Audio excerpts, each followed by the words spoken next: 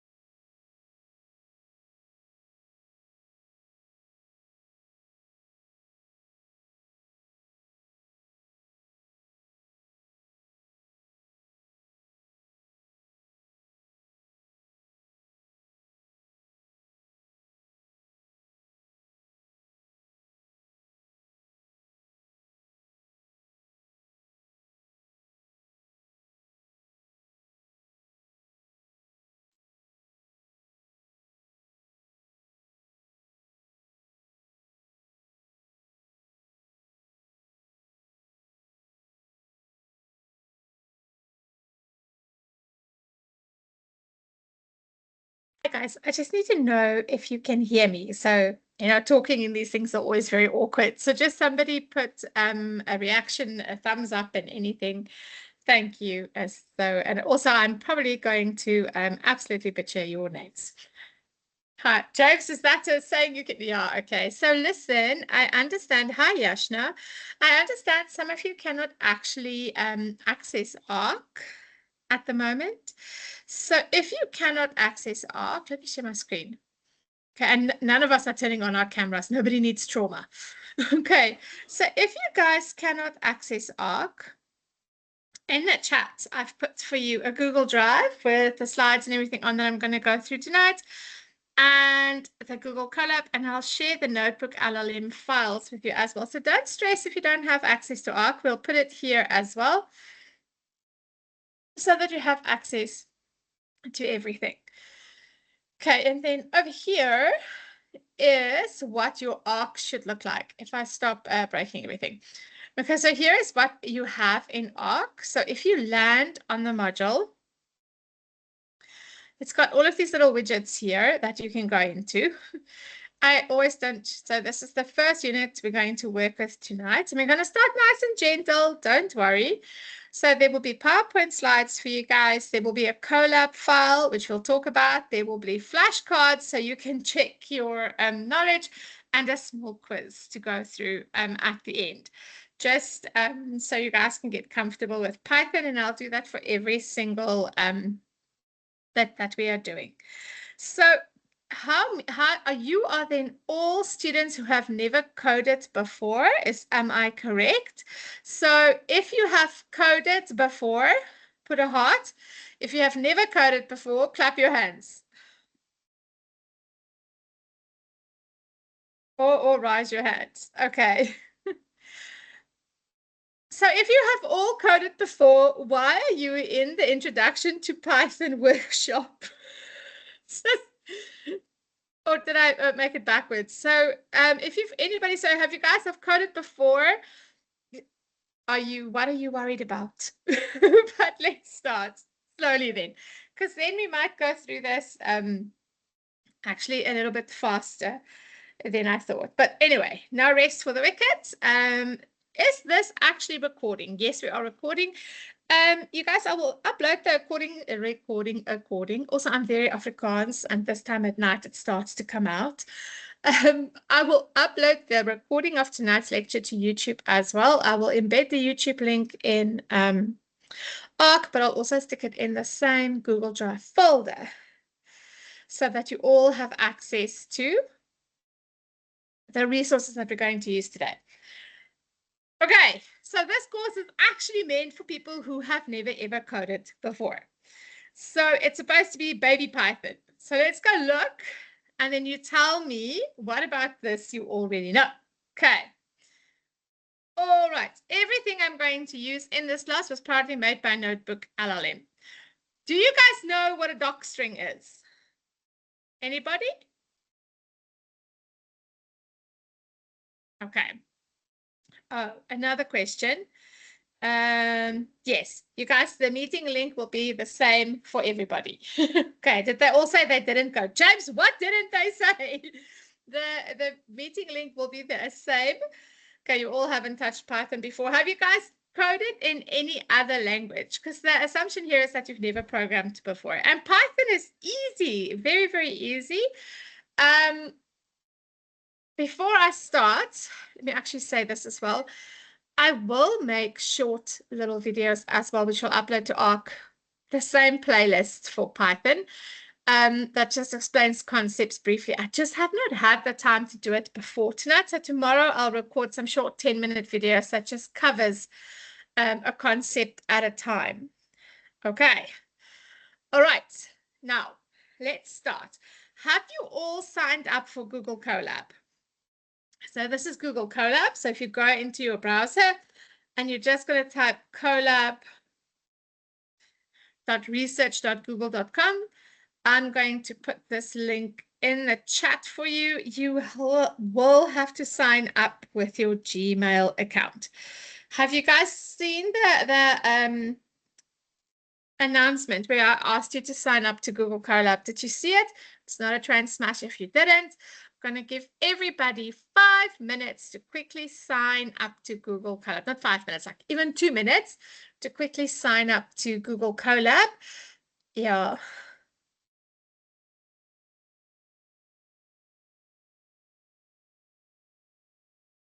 Who the hell sent you guys saying online pre-class digging into AI models, any Python code? Okay, we can chat about AI models as well. Uh, okay. All right, but let's just start with Python. All right. Okay. So sign up for Google Colab. So you guys, you can either use Google Colab. It's Rudolph. I know Rudolph very well. Okay, so if you've coded in Java, you don't want to be here. Okay, but so, or you've coded in C Sharp. Well, Java is the C Sharp of Windows. Windows is the C Sharp of Java. They're 55% now. You can copy and paste Java into C Sharp and it will work. But if you want to be here and sit through it, but I'm literally going to start this course with what is a variable. So if you're sitting here and you're going like, oh, I've coded before, this is going to kill me slowly, drop off. Okay, look through the slides or hang around. That is also totally allowed. But this is for, remember that this course allows different disciplines. Okay, so this is if you are a finance person and you've studied finance and you're coming into PDDA, and the pure thought of writing code makes you want to throw up a little bit. Okay, so we're literally going to start today with what is a variable, how do we use these things. If you've done BCAT last year, this is going to kill you slowly. You guys want to come back on Thursday when we start actually touching on, so even skip tomorrow night if you've done BCAT before, and come back on Thursday where we will be actually looking at the Python libraries. Okay, because then off you go, see you Thursday. All right. Okay, for the rest of you, if you have not coded before, how nervous are you about coding, do you think? If you had to choose one of these, yeah, of course I still post. I always post on YouTube. I'll post everything on YouTube. Okay, Liam, you are why I am here.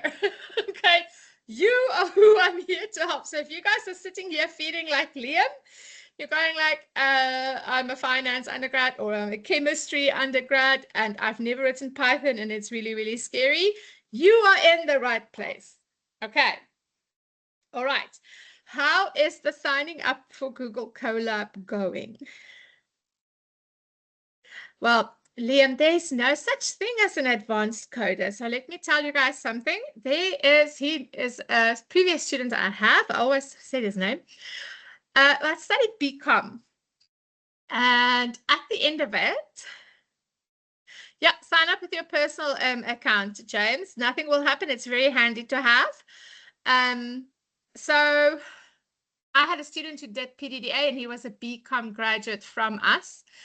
And long story short is we were doing something known as LTSMs, it's long-term short-term memory models. And I asked the students to turn the model around to be like, instead of it doing a sentiment analysis, let it predict text. And the student that got it working the quickest and the best was Gareth, who studied BCom. He mopped the floor with every advanced coder in the class. So in this course, being an advanced coder is not what's going to give you the edge. It's how you think and how you think about data. And you guys, code is on the internet. If you don't know how to do something, ChatGPT does. Okay, so we're not going to stress about that.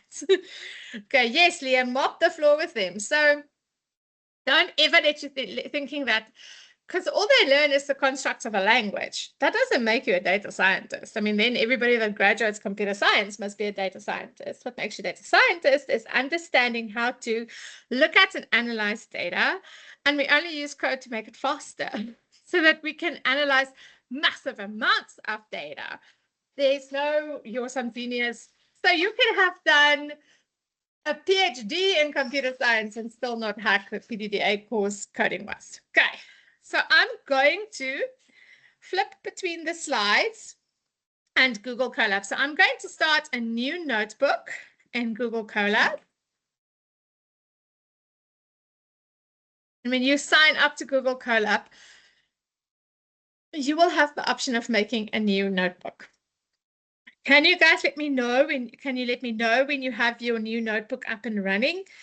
Because we're going to start today, like I said, nice and slow. No one's going to rush you. Okay. So just show me a thumbs up if your Google Colab is ready. For those of you that might have joined the class a bit late, to sign up for Google Colab, you're just going to click on this link and you're going to sign up with your Gmail account. Okay. All right. And the chat is open to ask me anything at any time. And if you don't understand, please don't be afraid to stop me. And guys, there is no such thing as, I know that's such a cliche thing to say there's no such thing as a stupid question, but there's no question I don't want to answer. I mean, I love code in every way, shape, and form. So if there's something you're wondering about, please ask me. And I don't ever want anybody to be nervous about code. Okay. I'm also going to draw very ugly on a online board, and I'm going to traumatize you a bit with that, but that's it. Okay.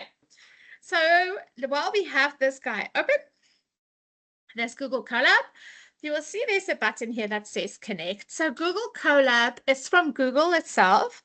It allows us to train AI models for free with Google and using Google servers and backend. But before, if we want to do anything, we have to first connect. So you'll see we want to connect to a hosted runtime. So what you really want to do is go, and you can actually just click on connect.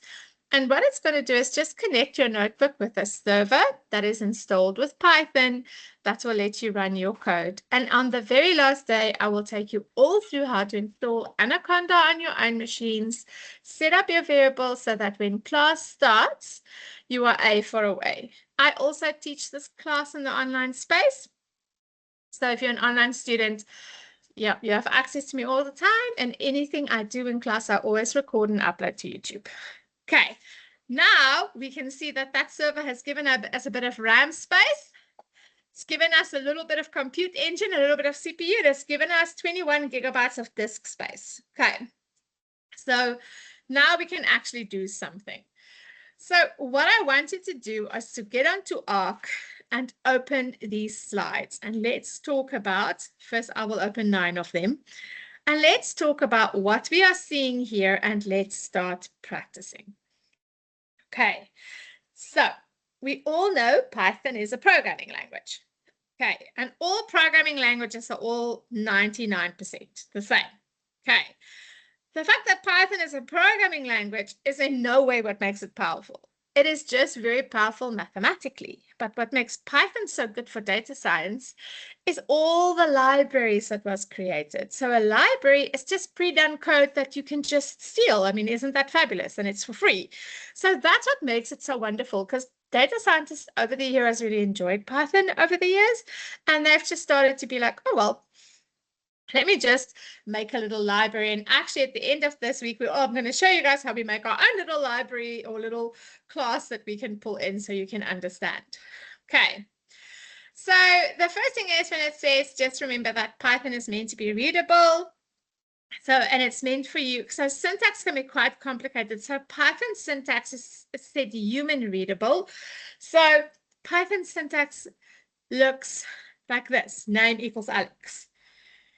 So easy, so sorry, easy to read. Whereas if we look at C++ syntax, let's go look at this. It's not all that human readable. Okay, this is the dark. This is what every computer science first year felt ill about. So this is not all that human readable, right? This is a bit yuck. Okay. Python doesn't look like this. But even you guys, after you've done Python, you will 100% understand this. Python doesn't look like this. Python is very human readable. So we're going to go through these slides. We're going to talk about what they are, and then we're going to code. All right. Okay. So the first thing is going to be, what are variables, docstrings, and comments? So what we're seeing here is a docstring. And it's better if we see them in code, where we use them and why we use them. Okay, then we're going to talk about what is a variable. Okay, and what is a comment? And then we're going to talk about all of this stuff. So let's start with this docstring thing. What is this? So in Google Colab, you can actually use markup, but we'll talk about that later. In traditional Python, it is important to leave comments. So what the heck is a comment? So I'm going to use the data science example, but comments are generally used to explain a piece of code so that if somebody sees it after you, they will know what the code does. And it's called documenting your software, and it's really, really important. So in Python, when we do this, we do 3 little ticks like this. We do 3 little ticks like this. And we type in there the next block of code will create a variable and assign a number or assign a text-based name to it. This is a docstring. So this just prints out text. Do you see this? If you click that run button, if you type this in, it's a docstring. That little space, little backslash in here shows you where the space was made. So docstrings is usually to explain code. We use docstrings in data science to go like, you know, this KDE plot looked really, really off to me. I'm not 100% sure why, so that the next person that comes in can take a look. Or to go like, I actually didn't even use KDE plots because this data wasn't normalized and really it was silly to show a KDE plot. It's to tell other programmer stuff because it will not run as code. It runs as a message that we type. Okay. What if I click it? Are you guys okay? Does anybody want to throw up? Are you all right with the docstring?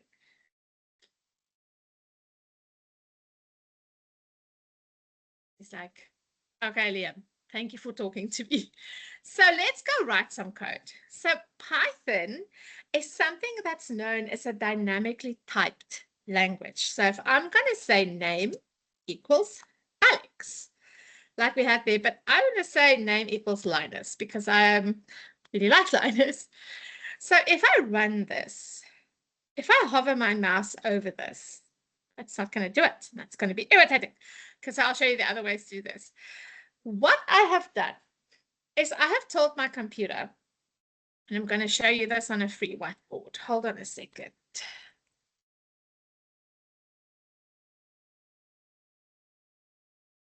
I also have a new laptop, and we've changed vendors from HP to Lenovo, so I'm not going to find the keys all night long. Okay. So in every computer, we have RAM. Okay. This is what a RAM stick looks like if you are artistically challenged. And then we have a CPU. Okay. And here is our screen. Very simplistically, here is our screen. So in Python, if we have typed, and this is the bit where I meant I'm going to traumatize you just a little bit. If we have said name equals Linus. Ooh, I really should have brought my stylus home today. I will bring it tomorrow. Sorry about that. If we say name equals Linus, what's going to happen is we're going to allocate a piece of RAM. We're going to label that piece of RAM, that piece of computer memory, as the variable name. And that's the name that we type there. Okay. And that equal sign is called the assignment operator. We are saying, hey, computer, go into the memory, find a little open spot for me and call it name. And inside there, store the string. And string is just a bunch of characters like the word Linus. Store it in there and keep it there while the computer is running so that when I want to call it, I can. And that is called declaring a variable. So if you're going to see here, there's a little docstring. And here we've declared a variable. We can say x equals 10 or name equals Alex. So in our code, if we say, let's do a new code block, x equals 10. or name equals Linux. Okay. That is stored in the memory and we can now call it. Okay, do you see that this doc string here explains what's happening here? The next block of code will create a variable and assign a text-based name to it. Another way that we can document our code is by just a simple comment. And that's when we put a hash in front of it. And we can say, this stores the number 10. This is ignored by your compiler. This is ignored by the computer. That is for humans only. This is for the computer. Because the computer has now gone and said, oh, you want another piece of memory. And you want to call it X. And inside there, you want to store the number 10. This is for humans to read. The computer doesn't care about it. This is for humans to read. Your computer doesn't care about it. This is a statement in Python. It's a statement where we've declared a variable. We have said name equals Linux. So if we want to call it and we say, hey, computer, can you please go back into the memory and pull out? So let's say we have forgotten, where's the eraser? Let's say it's now hours later and we've forgotten that we have done this. And now we want to know what is stored in name. We can do something like this. We can say, hey, can you please print? Oh, I'm sorry for the writing. For me, whatever is stored in name. Then what's going to happen is your computer is going to go. It's going to say, what is stored in name? Oh, in there is Linus, and it will output Linus.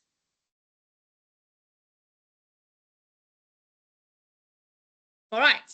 So if we then go and we say print name, it's going to go find what we stored in memory. If I change this name now and I make it Mickey and I run it again and I run this again, it's going to print Mickey. It's that piece of memory is allocated for us. It's got its name, and whatever I store in there, the computer will store in there for me to print out later. What if I want to say print X? Then it will print Mickey and the number 10. That is declaring a variable. The variable name, the assignment operator, and the variable. How are you guys feeling? You can use the reactions at the top. You can just throw a thumbs up. I really need to have a dude vomiting up here. It's a real loss. If you're scared, show that guy. If you're okay, show a heart. Can you guys show me how you're feeling? Okay, so it's not all that fast stuff. You've put up your hand, so do you have a question? So that's Vastav Tahir Yuri Singh. And if I've butchered your name, I deeply. Oh, Dean, excellent question. You do not need to declare a data type. So if we had to guess in Python, when I click all the wrong things, this is a number and that is text. This is known as an int and this is known as a string. So if I had to go here and say, how do I declare a variable to hold a name in it in Java. In Java. We're going to have Gemini do its thing, and you're going to see here in Gemini we have to say string variable name equals name. String first name equals John. Do you guys see this? We have to give the data type. So this is not what happens in Python. This is a strongly typed programming language. Java, something known as a strongly typed programming language where we have to declare a type. Python is dynamically typed, which means, what if I broke it now? Which means the data type is guessed or assigned at runtime. So Python will look at what you've stored in the RAM and it will look like, hey, this is a string of characters. So pretty much this is then, I would say, string. And it will look at and it will be like, this is a number. It's a whole number. So then I would say that that is an int. So it is called, and an int is just a whole number. An integer is a whole number, and a float is a decimal number. So it is dynamically assigned at runtime. It will assign the data type, and that's a dynamically typed programming language. I do like them. Okay. Did that answer your question? Fast enough, there's no sorries. Don't stress. Okay, so Dean, did that answer your question? Why are we not declaring a data type? It is because Python will do it for us. Does it sometimes get it wrong? Very rarely, but sometimes with bigger data structures, you can have to fiddle a bit. So if you are unsure of what a data type is, you should be able to hover over it in your IDE. I see not in Google Colab. It definitely works in VS Code, but you can also just check the type of that variable by printing out the type of what it is. Okay, so we can always go check what type. Okay, so we can say, please could you, not there. Please could you go and check that variable for me. Can you print out the type of the variable X? And it's going to tell you it is an int, an integer, a number. Or we can do the same and say, can you please print out for me the type of the variable called name? And it's going to tell you that it is very much str, a string. So this dynamically typed languages does this for you. When we start taking in some information, you will see that it changes. So if we look at these slides, it will tell us that this is our variable name and this is our value. This is our variable name, this is our value that we store it, and this equal sign is our assignment operator. And here is this comment that's ignored by Python and used for explaining your code. And in data science, you comment a lot. And in your assignments for PDDA, you will also comment a lot. So here is what these things are.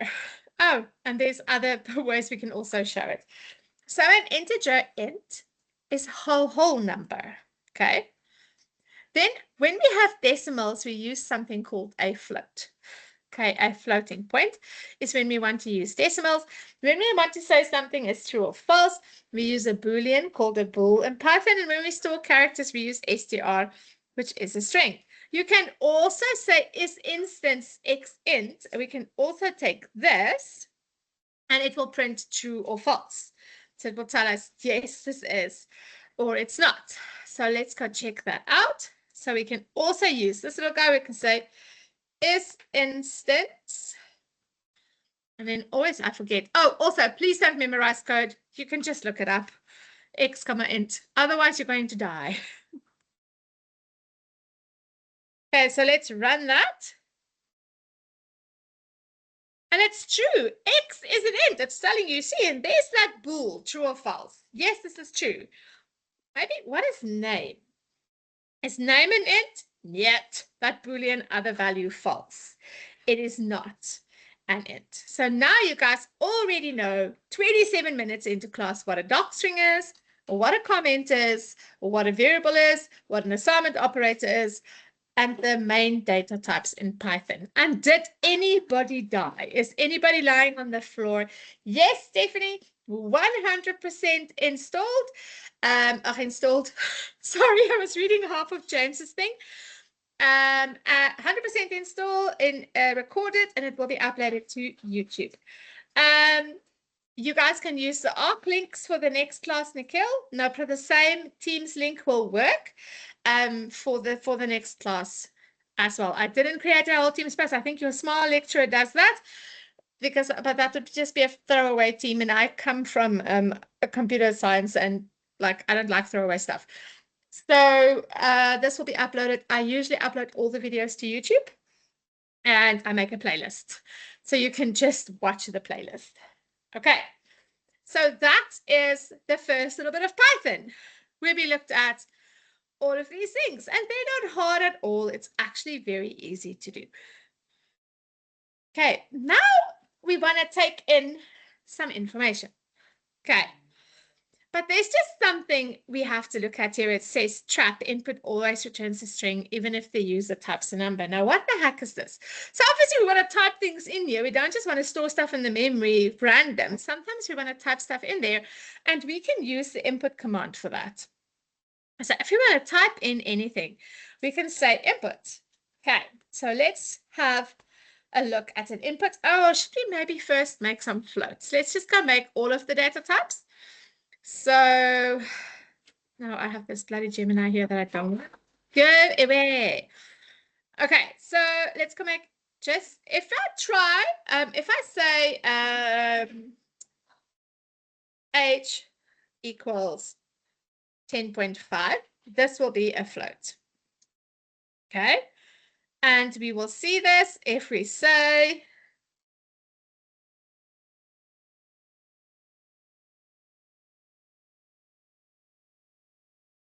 it will print out for you that that is a float. So there you have all of the different data types. There's something else which is called concatenation. So concatenation is when you want to put two things together. So let's go concatenate something. So let's go say,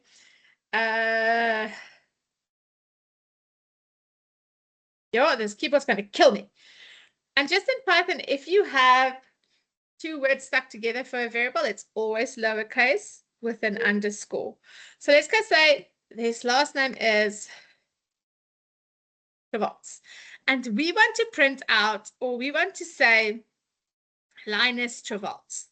Then we can say print name thus, and we would like a space in the middle there because we would like it to be nice and tidy. So we say, can we stick a space in the middle, and then can we print up at last name? Okay, then it will print out for you. First, Google Colab's going to hang on me. Oh, I made it Mickey Trevalts. And we can then also go say, okay, but can you also add his age?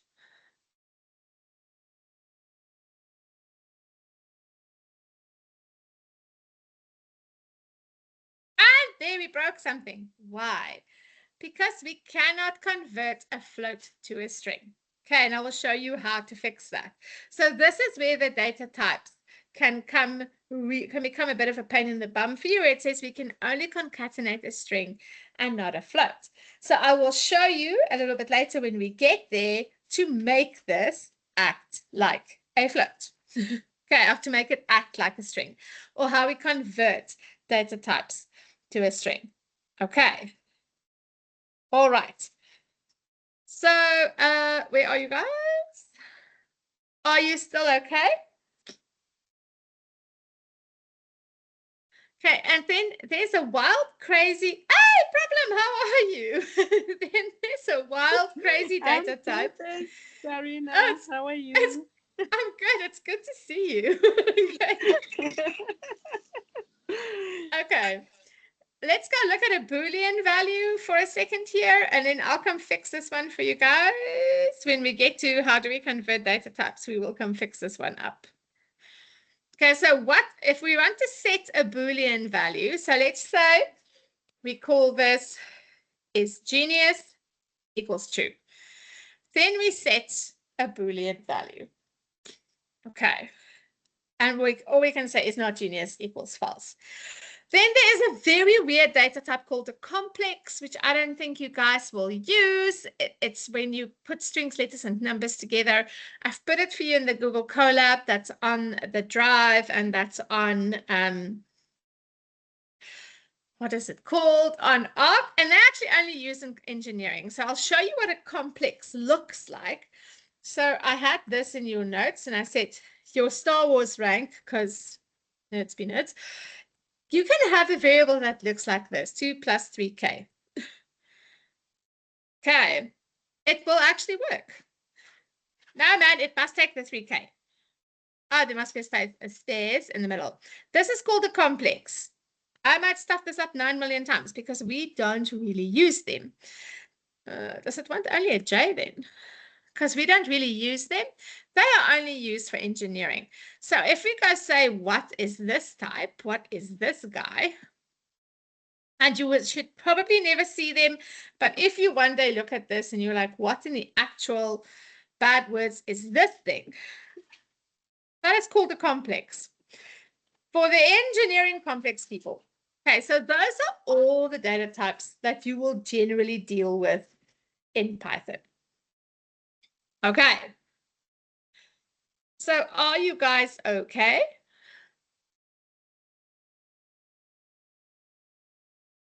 All right. So can you give a thumbs up, any indication if you're okay, or anything else that I need to explain again?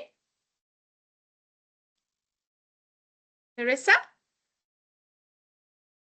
Was that a thumbs up? Okay. All right, so now we know how to store stuff and how to print them. Now, how do we get stuff in? And we said we use that input command, okay? So let's say we want to add two numbers together. So we're going to use that docstring again and say the next block of code will add two numbers together. So what is the difference between a docstring and a comment? So a docstring is if you want to write a long story here. Okay, because a comment, if I do this and I go say, this line of code is only one line. If I press enter and I go into the next line, I'm going to cause a pretty nasty error. So if you have a multi-line story to tell, you use a docstring. If it's a short one-line thing, you use a comment. Because otherwise, you have to do this. Blah, blah, blah, blah, blah. Blah, blah, blah, blah, blah. Blah, blah, blah, blah, blah. And in the docstring, you just keep entering down and typing. And as long as it remains in the docstring and I don't stuff up with this keyboard,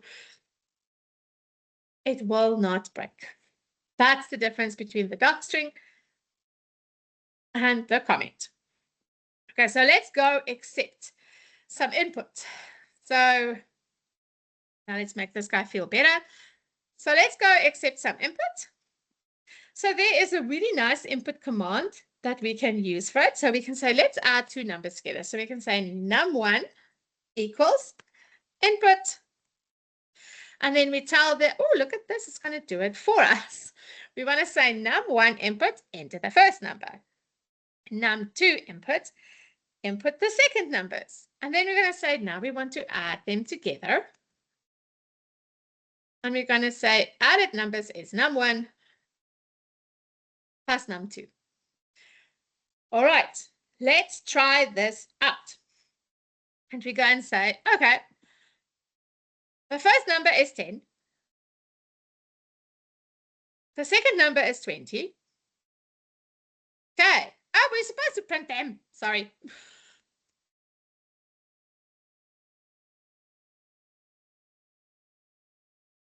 Let's just run this business again. The first number is 10. The second number is 20. And then what went wrong here? That is definitely not 30. So now what went wrong here? So for the input command, you just put input and whatever you wanted to have outputted. You could write here Yani Pitisani, Yani Yana. Whatever you put there, it will output. Okay. To tell the user to give it the user's input. And then this thing happens and we're like, well, that is definitely not mathematically correct on no stretch of the imagination.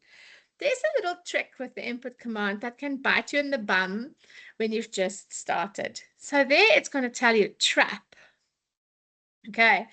Input always returns a string, even if the user types a number.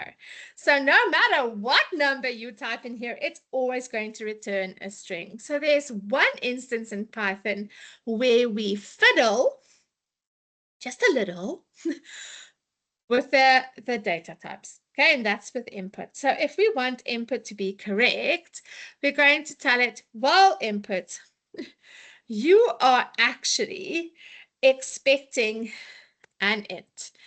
And then we nest these brackets. So we say you're expecting an int. Oi, oi, oi. Sorry, that was me. And now I'm just making extra code cells. And the next one as well is you're expecting an int. And I'm just going to come fix everything I break as I go. Okay. So now if we say 10, enter, 20, it will give us the number 30. Because input gets data from the keyboard, and in all computers, keyboards are known for text. Python is not able to discern what you are typing on your keyboard in an input command. That is why it's always going to assign it to text. Okay. So basically, we are just supposed to add it. Okay.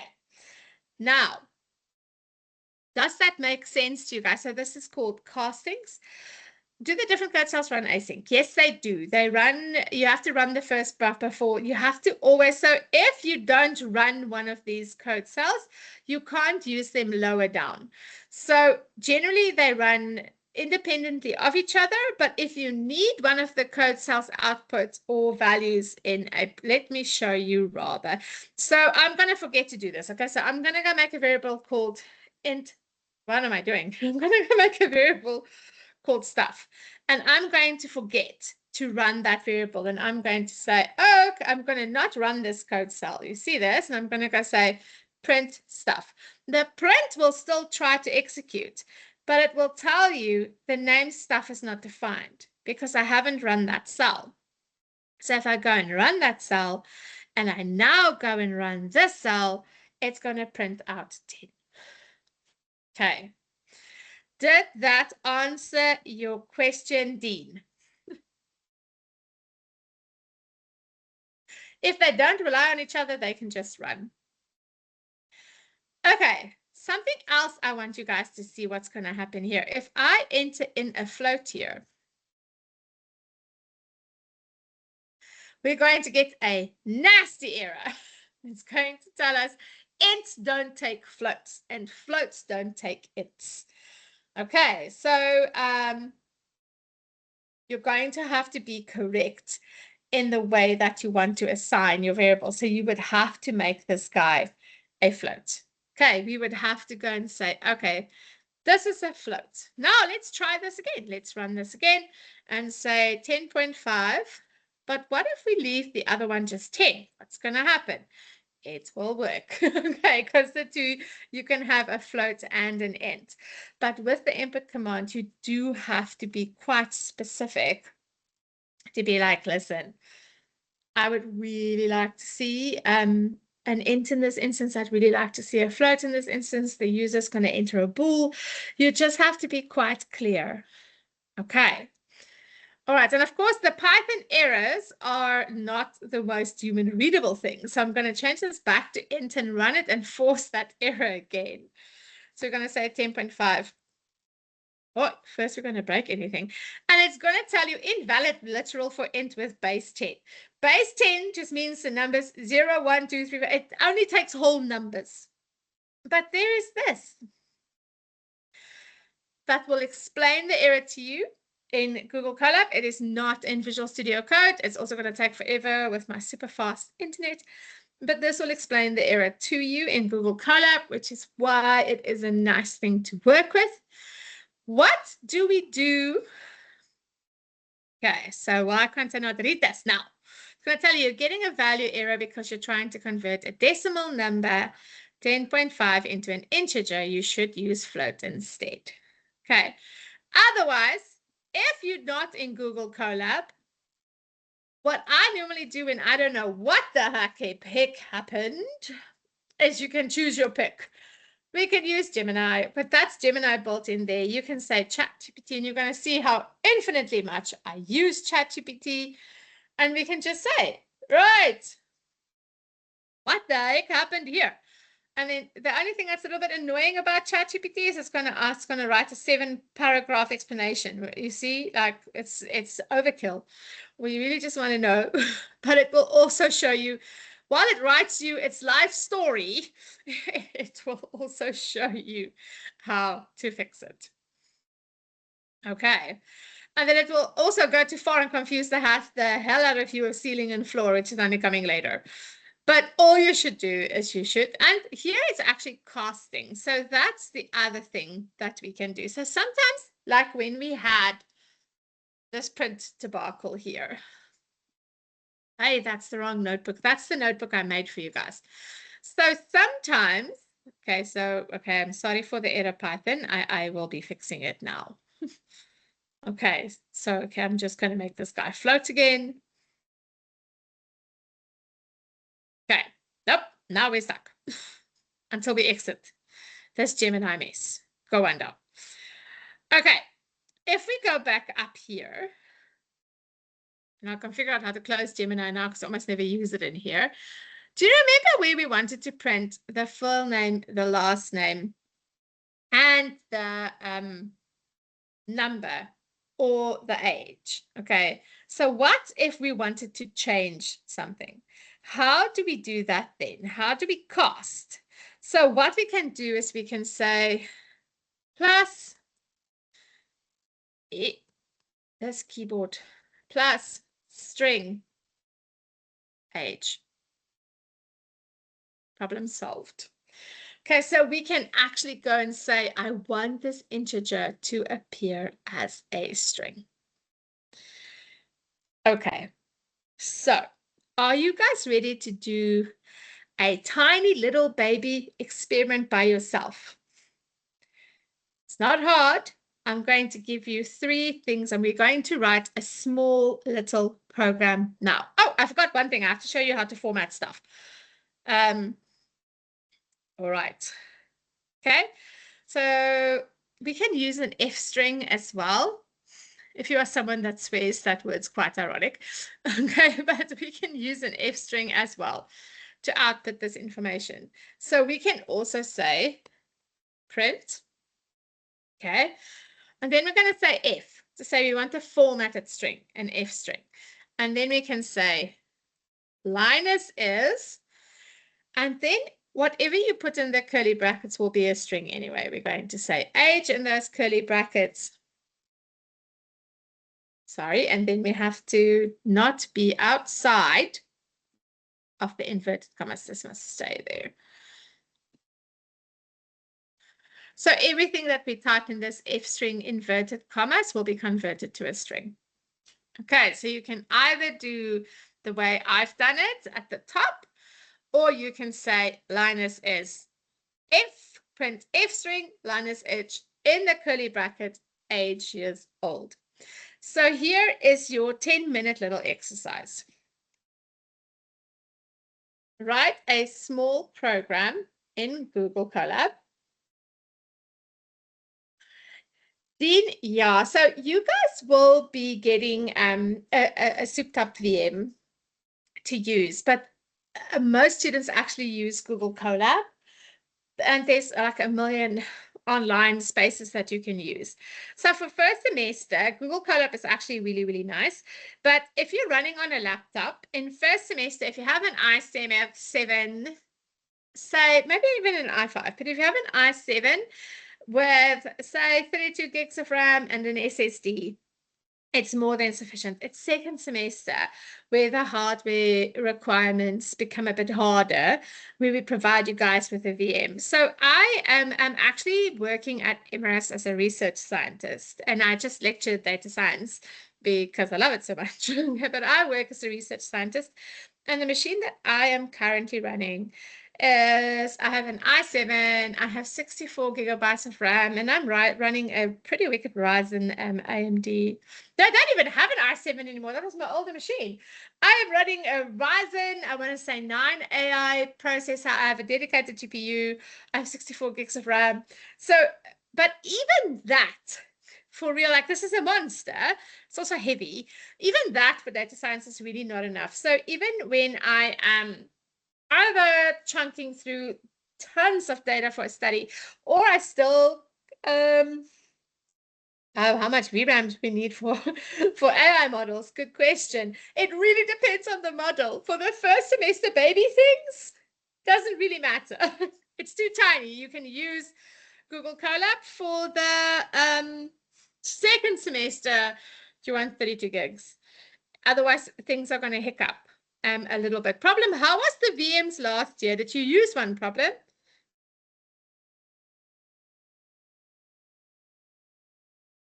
I I read RAM. Sorry, Dean. Colab mainly. Were you Yes. using, so Problem, you were using mainly Colab. Yes. Can you explain to us what drove you to Colab? Why you chose Colab first? Over a VM, over your machine? Why did you end up? I think that's the first thing that we used in class. So I just mastered Colab, and then I didn't get time to learn VLab. Yeah. Okay, James. Okay, guys, VRAM is actually assigned to a GPU. It's not normal RAM. It runs with a graphical processor unit. No, Dean, I just saw RAM. It's not 32 gigabytes of VRAM. 8 will be more than enough. If you want to train a monster, yeah, maybe then. But we're not even gonna, for the stuff you're doing in first semester, you're not even looking at that massive amount of stuff. Like Problem said, you could do it all in Colab. However, I always remember what is the spec of this machine. I'll look for you, Dean, for what I have right now, because that survives most things. Okay. All right. Yes, this is an introductory lesson. So let me debunk all of this for anybody that is maybe confused. Okay. In a computer, in your laptop, you have your CPU. Okay. That is your central processing unit, and it does lots of math really fast. Okay, but not fast, always fast enough for an AI model. So there's a thing, and as a GPU, your graphics processing unit, which before the time of data science really only mattered to gaming people, because rendering graphics takes a lot of memory. So we started having these GPUs to render graphics, and they started working super, super, super fast. And then when data science came, we started utilizing the graphical processing unit for data science as well. VRAM is associated with your GPU. Your machines probably don't even have a GPU. For what you're learning in first semester, it's not even something you have to worry about. But in Dean's defense for throwing VRAM and stuff like this, you're going to see this when you start Googling things. You're going to see them talk about a dedicated GPU, or you're going to see, do you have a CPU with a shared bit of stuff for GPU? You're going to see these kind of things come up. And always, if you're not sure, a Google away. Okay. All right. But Dean, if you can get somebody to buy your machine with 32 gigabytes of VRAM, I mean, why not? Okay. Then you can train monster things. Where memory becomes really, really crucial is in the second semester, where we're doing convolutional neural networks, where we're actually analyzing images. Okay. All right. Now, where was I? What I need you to do. Okay. So, write a small program that takes in a first name,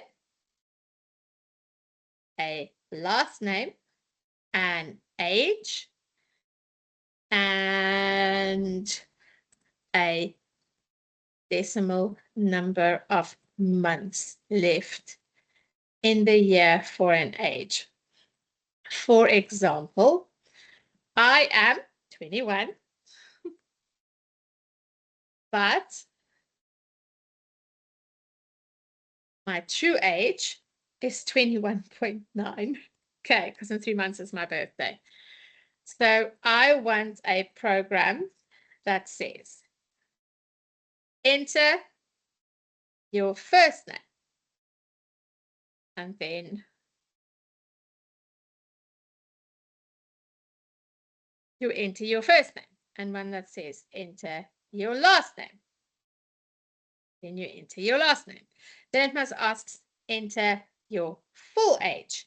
Then you're going to enter 21. And then it needs to say, enter your chronological, because I don't know what words put here, enter your leftover age, find a good variable name. And then you're going to say, there's 3 months left in the year before your next birthday, and 0.3. or something like this, a decimal number. Then I want this, okay, then the program must print out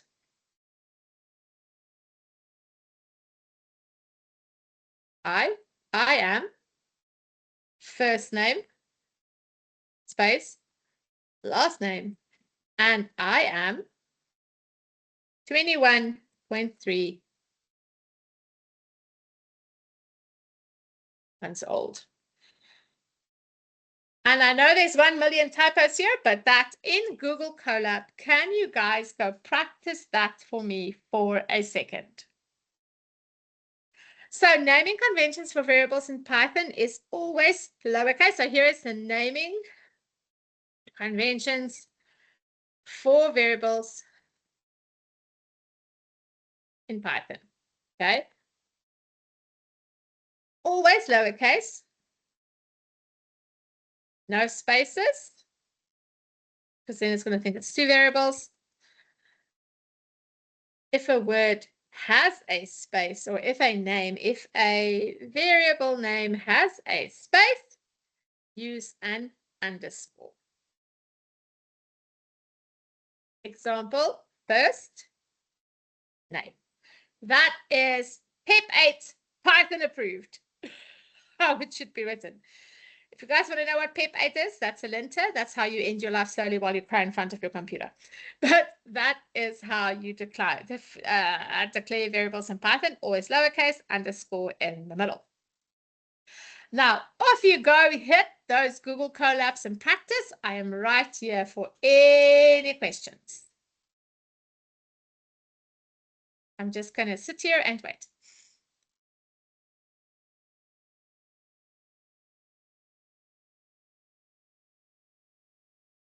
Dean, I've just had a look for you, and for Cypher 10 and MNIST, which is like second semester, even 8 gigs of VRAM will be suited there. Cypher 10 is images, MNIST can be images of numbers. So in this course, it's unlikely that you would need anything more than 8 gigs of VRAM.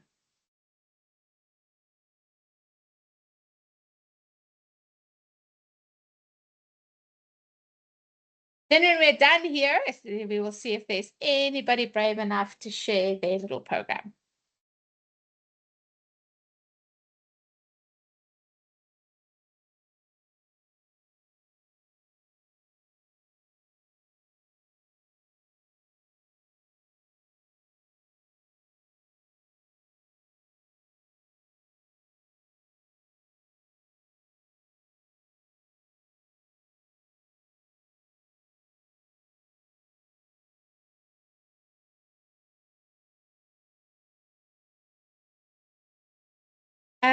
Dean, if you're looking for a laptop to buy and you don't want to, okay, so no, I don't have the Lenovo Legion. I have the, hold on, let me go find what it is for you in a moment. I want to say it's a P something. We used to be at HP House before, so I'm not okay with the Lenovo. You know what I have, Dean, is I have the Lenovo equivalent of an HP ZBook. That if that helps you. So I'm sitting with the Lenovo equivalent of an HP ZBook, which I'm Googling right now what it is. I want to say it's a B1.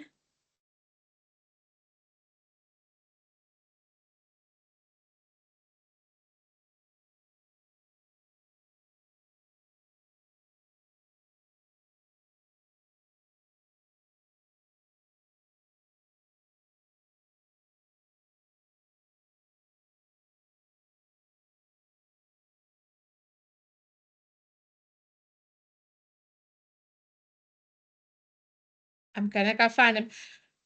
No, I definitely do not have the Legion because at IFTech that is 100,000 Rand and my boss would die.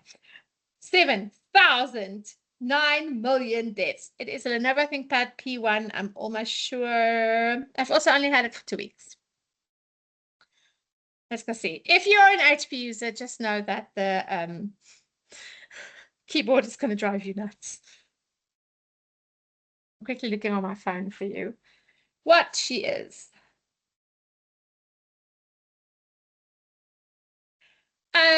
what I also can tell you guys with regards to laptops while you're doing your little thing is when I consult for, it is a P1G7. 100% Yashna, it will be completely fine. Okay, so also what's happening, so I have a ThinkPad P1G7. Yes, that's what I have. What happens when I do big jobs for industry, because I still consult, is there's something called paper space. So what happens is ultimately your machine will run out of juice. Okay, there ain't no two ways. This thing is going to juice through everything we need to do. A project that we worked on was to actually analyze lots of images of bug poop. I can explain at some stage when you guys are ready for that while we were looking at pictures of bug poop. But we had 9 gazillion million images of bug poop because we needed to train a neural network to pick up that there is bug poop on leaves was part of our research. So what we do in that instance, what you would do if your machine runs out of juice, which I'm going to tell you is 100% going to happen. There's things like paper space. Okay, I actually don't use Hyperstack, but there's a million of online platforms where you basically go and rent the GPU you need for that time. So this NVIDIA, this dude is like the queen, the golden standard of GPUs that you want to use. What do they cost? An insane amount of money. So you go rent one for 3 or 4 hours to do your train and bring it down. So it is 100% the GPU of and you can buy these guys as whole service for, as you can see here, these things are not small amounts of money. So I just say accept all. So that you can look at nasty amounts of money for these kind of things. So what happens in industry is when I'm given a really big task to do, I either check out Paperspace. I like Paperspace because it is from a company called DigitalOcean, which I have a long history with, and I know if anything goes wrong. So there you go. The H100 is the premier data center GPU. It is the golden standard. Okay. I enjoy Paperspace because they are associated with DigitalOcean and I use a lot of their stuff. There is the AWS equivalent of this, but basically there's some NVIDIA GPU clusters. What you will do, AWS rent GPU platform. What you will do is you will basically just rent one of those in your job. For what we're doing, that won't be, yeah, so there we go. There's EC2 G4 instances. There's 100 different ways that this is done. You would necessarily not always upgrade your tin. So tin is a physical machine because you're going to start losing the race. So what we do is for massive builds, we rent out some space. What you are not going to touch is Azure because that's a runaway cost and you're going to cry. I have done that. You use a controlled space. But this is not going to hit you guys anywhere in your course, but that's what happens in industry. I hope that helped, Dean. Yeah, much, much cheaper to just pay for cloud computing, and you won't even need to. Also, we will have, when it comes to your guys' research, if you want to do something crazy in research, the faculty will have a dedicated VM for research that will run on Azure, that will cost both my kidneys and one lung, that is made for massive builds. So if you ever need to do a massive build, you'll reach out to the faculty and they will make sure you get the resources for it. Okay. All right, whose little program is done? Can anybody show me a finito program? Could anybody get their program to work? Can anybody just copy and paste the output of their program in the text here for me? Do you want me to send you the link to this notebook to help you do your program quickly?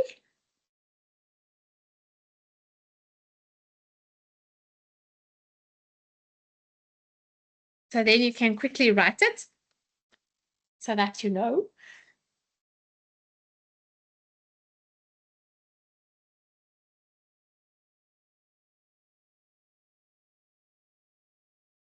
Okay, just show me a thumbs up if you could create your variables, assign your variables, get your inputs, and print it out. There we go, Liam. And let's do, Liam, can I copy and paste this into, let's do this. Doot, doot, doot, doot, doot.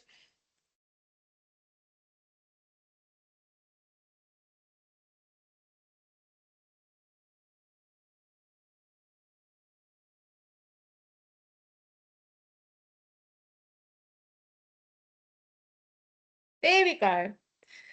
Okay, so from starting today, for those of you, nothing wrong with vibe coded. Linus himself, who is my boyfriend, vibe codes. Okay.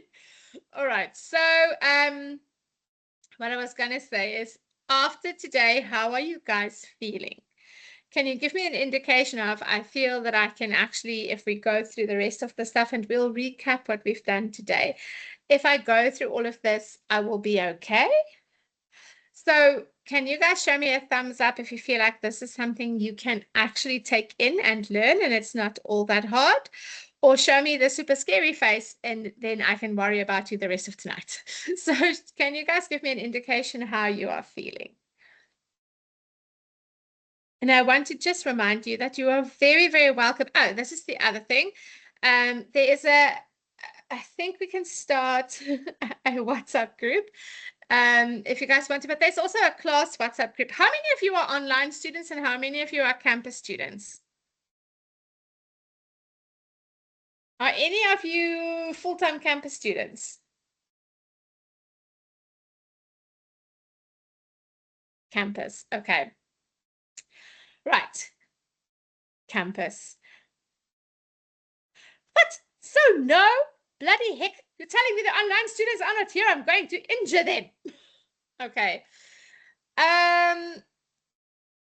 Thank you, Nicholas. You have given me hope that at least some of my students attend the session. If you guys want to, but it's too short for WhatsApp group, we can leave this chat open. So if you have any questions tomorrow as you're fiddling with stuff, please just pop a message in the chat and I will reply to help you sort things out. Okay, so tonight we're only going to do this 1 hour because I don't want to overwhelm anybody or make them feel ill. What we are going to do tomorrow night is we're going to delve into maths, just simple maths, like how and what's the operation precedence, just like how do we make this thing do simple sums. And we're going to talk a bit about loops. So how do we make this little program that I know I can't find because I'm clicking everywhere. How do we make this little program of Liam's run until we tell it to stop running?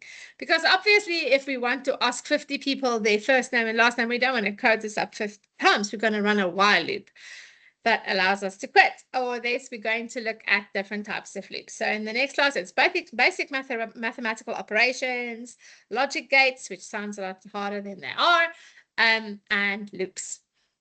And then on Thursday, we're going to do data structures, and we're actually going to pull in a whole data set to do that with, and we can start playing with the data science libraries. Okay, but if you're understanding tonight's stuff, I think you did nice and well. And then we will venture in further tomorrow night. Okay, no problem, Liam. And guys, please ask questions and please practice and don't be scared. Okay. I will see you tomorrow at 7. But tomorrow, bring your coffee, your Red Bull, your kidney-destroying big cans of stuff that keeps you awake, because tomorrow night we are going to have a 2-hour session. Yes, it will be recorded. Yes, I will upload it to YouTube. The notebooks and everything that I use is available to you guys to look at any time. Okay. Have a great evening. I will see you for some more fun stuff tomorrow. Okay. Bye, guys. I'm going to hang around till you all drop off. Otherwise, I have to kick you off because otherwise the recording keeps running for eternity. And then we have a 9-hour long class. Sure look good for me, but not so great for everybody else.